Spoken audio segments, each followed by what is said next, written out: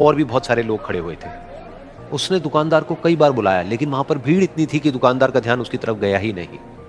और फिर उस बच्ची को थोड़ा सा गुस्सा आया तो उसने अपनी मिट्टी की गुल्लक ले करके वहीं काउंटर पर जोर से रख दी, जिसके बाद में जो दुकानदार था और जितने भी लोग खड़े थे वो सब उस बच्ची की तरफ देखने लग गए। और फिर उस दुकानदार ने उस बच्ची से पूछा, बेटे आपको क्या चाहिए? तो वो बड़े ही भोलेपन से बोली कि मुझे एक चमत्कार चाहिए। ये सुनकर के दुकानदार को कुछ समझ नहीं आया, ना ही वहां पर जो लोग थे उनको कुछ समझ में आया, और सब उसकी तरफ देखने लग गए। फिर दुकानदार ने बोला, बेटे चमत्कार तो यहां पर नहीं मिलता है। तो बच्ची को लगा कि वो उससे झूठ बोल रहा है, तो बच्ची ने कहा कि मेरी गुल्लक में बहुत पैसे हैं, आप बताओ आपको कितने पैसे चाहिए, लेकिन मैं आज यहां से चमत्कार लेकर के ही जाऊंगी। तो वहीं काउंटर पे एक और आदमी खड़ा था, उसने उस बच्ची से पूछा कि बेटे क्यों चाहिए तुमको चमत्कार? तब उस बच्ची ने अपनी कहानी बताई कि अभी कुछ दिन पहले मेरे भाई के सर में बहुत तेज दर्द हुआ, तो मेरे पापा मम्मी उसको हॉस्पिटल ले गए। उसके बाद कई दिन तक मेरा भाई घर नहीं आया। तो मैंने कई बार अपने पापा से पूछा, लेकिन उन्होंने मुझे कुछ नहीं बताया। उन्होंने बार बार यही कहा कि वो आ जाएगा, वो कल आ जाएगा, वो कल आ जाएगा, लेकिन वो आ ही नहीं रहा था। तो मैंने देखा कि मम्मी रो रही है, और पापा मम्मी को कह रहे थे कि उसकी दवाइयों के लिए और उसके इलाज के लिए जितने पैसे चाहिए उतने मेरे पास में नहीं है, अब उसको कोई चमत्कार ही बचा सकता है। तब मुझे लगा कि अगर मेरे पापा के पास में इतने पैसे नहीं भी हैं तो क्या हुआ, मेरे पास में तो है। तो मैंने जितने भी पैसे जोड़ रखे हैं वो सारे लेकर के मैं इस दवाई की दुकान पर आई। फिर उस आदमी ने उस बच्ची से पूछा, कितने पैसे हैं तुम्हारे पास में?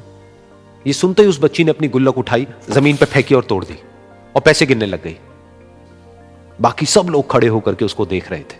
थोड़ी देर बाद उसने सारे पैसे अपने हाथ में इकट्ठे किए और बोली, मेरे पास में पूरे 19 रुपए हैं। वो जो आदमी वहां पर खड़ा था वो थोड़ा सा मुस्कुराया और बोला कि अरे तुम्हारे पास में तो पूरे पैसे हैं, इतने का ही तो आता है चमत्कार। ये सुनकर के वो बच्ची बहुत खुश हो गई और बोली कि चलो मैं आपको अपने पापा से मिलवाती हूं। बाद में पता लगा कि वो आदमी कोई आम आदमी नहीं था, बल्कि एक बहुत बड़ा न्यूरोसर्जन था, और उसने सिर्फ 19 रुपए में उसके भाई की सर्जरी करी, और कुछ ही दिन बाद वो ठीक होकर के घर वापस आ गया। फिर कुछ दिन बाद वो बच्ची, उसका भाई, उसके पापा, उसकी मम्मी चारों एक साथ बैठे हुए थे और बात कर रहे थे। तो उसकी मम्मी ने उसके पापा से पूछा कि अब तो बता दो ये चमत्कार आपने किया कैसे? तो उन्होंने अपनी बेटी की तरफ देखा और बोले, ये चमत्कार मैंने नहीं, इसने किया है।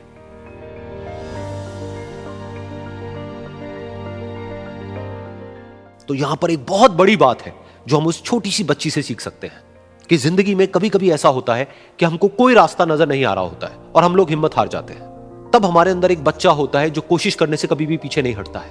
वो हार मानने को तैयार नहीं होता है क्योंकि उसको ना शब्द समझ नहीं आता है। वो बच्चा जिसके लिए कुछ भी नामुमकिन नहीं है, क्योंकि वो हर हाल में कोशिश करता ही रहता है।